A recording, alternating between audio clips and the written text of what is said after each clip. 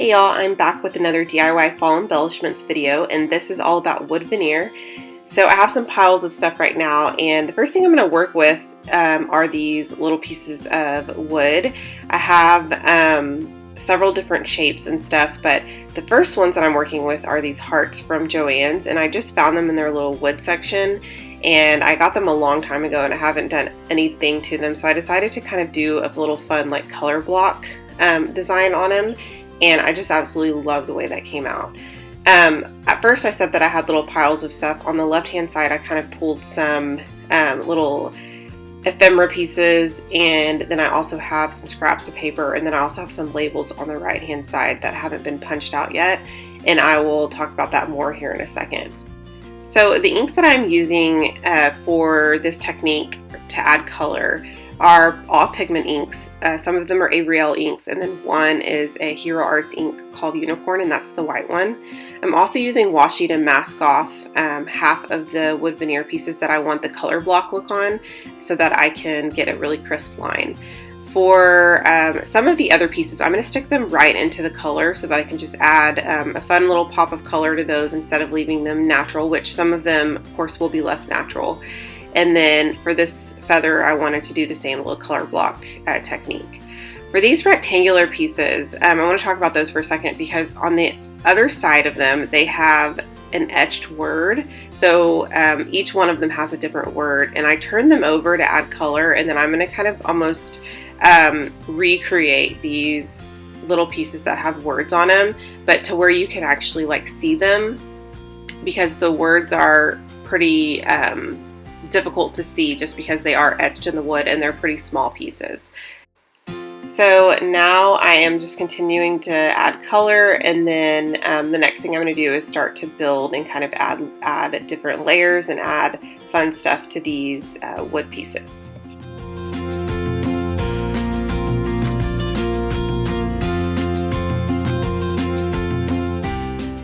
Okay, so you can obviously leave those really sweet wood pieces just colorful and plain, but I actually decided to add some stamping and some fun little elements to each one, and then I'm going to take it even a step further and make some fuller layered embellishments here in a couple of minutes. The first thing I'm doing though is I've grabbed some stamps in my stamp set, and I've mostly found little words or sayings so that they're small enough to add to these little wood pieces. And I'm just using VersaFine ink to stamp right onto these both colored and natural pieces. And you'll see for one of the hearts, the one that I actually kind of made a little gradient look, it has kind of like a purpley and white background. And then I added a fun little stamp that almost like it was like a paragraph of words, and I just kind of stamped it on the left hand side, and it kind of gave it a fun little effect there. And so it started off as wood, I added color, and then I added a stamp right on top of it, and it ended up looking really cool. So I'm going to continue adding some stamping, and then I'm going to put the stamps away and start building.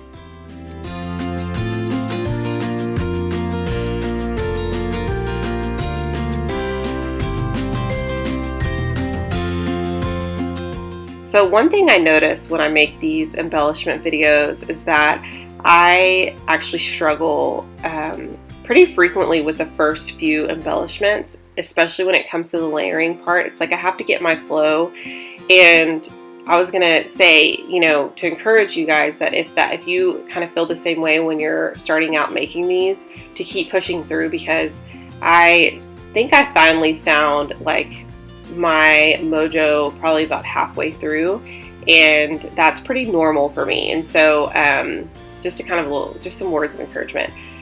Some of these I'm going to layer, of course, and then some of them I'm going to leave as is, because I think that just making them with color and adding a little bit of stamping actually looks just fine as is, and you don't have to go this step further. I just do this because I want to show you other ways that you can kind of use them.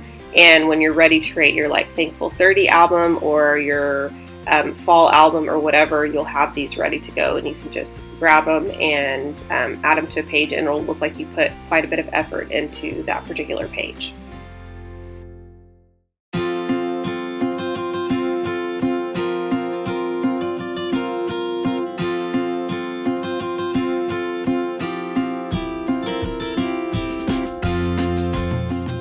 So these little punch out labels I got actually from Studio Calico in their, probably one of their Black Friday sales from last year.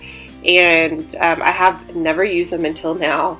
And so I thought it'd be fun to kind of add some layers behind maybe other labels or other pieces that I had ready at the very beginning.